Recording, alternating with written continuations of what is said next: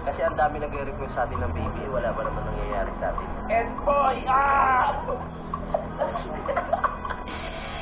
wala nang magkulitan sa masinong singing. At ayun na nga, alam niyo mga kapanalig, ako ay pang-7 lamang sa challenge sa pag-update kanina sa live ni Idol Jumper Sniper dahil naka $13 lang ako. At ang nangunguna, si Kuya Noli. Kuya Noli, hintayin mo ako dyan. Didikit ako sa'yo.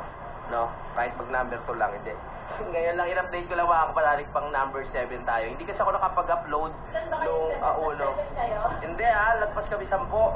Oh. Pang 7 ka tapos 7 kayo? Yeah, 7 pangulo. Hindi, lagpas kami sa 10, no? At nandito na nga si Budang na dumating na galing sa kanyang trabaho. Yan, bibigyan natin sila ng magandang laban sa pamamagitan ng pag-upload ng marami. Kaya kahit gabing-gabi na ngayon, mga kapanalig, pa rin ako, nag-vlog. Para may update ko rin kayo. Yung mga BTS, ayan. Sino ba yan yung mga pinapanood ko? Mga Korean? Mga Korean? Survival show yung pinapanood. Survival show. Pero anong dating banda niya dito? Anong banda? Sa Plus. Yung mga makaka-relate dito, yung mga yung mahilig sa Korean. Ako kasi, mahilig ako. Siyempre, tatangkilikin natin yung mga pang-Pilipino katulad ng SB19.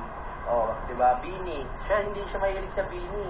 SB19 hindi rin siya mahilig, pero kung tinatangkilig ko, gusto kasi neto yung mga yung mga ching-chung. Kahit sa palabas, hindi kami magkasundo minsan, pero syempre, sa katagalan, magkakasundo na rin kayo. Diba? Pipilitin mo na rin gustuhin yung mga gusto niya panoorin. Hindi ba tayo madilim? Maliwanag naman tayo. No?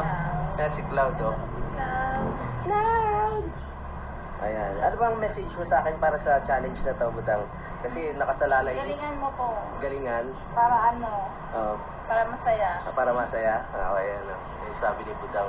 Ngayon lang ulit halos sumama si Budang sa vlog ko kasi mahihiyain talaga to.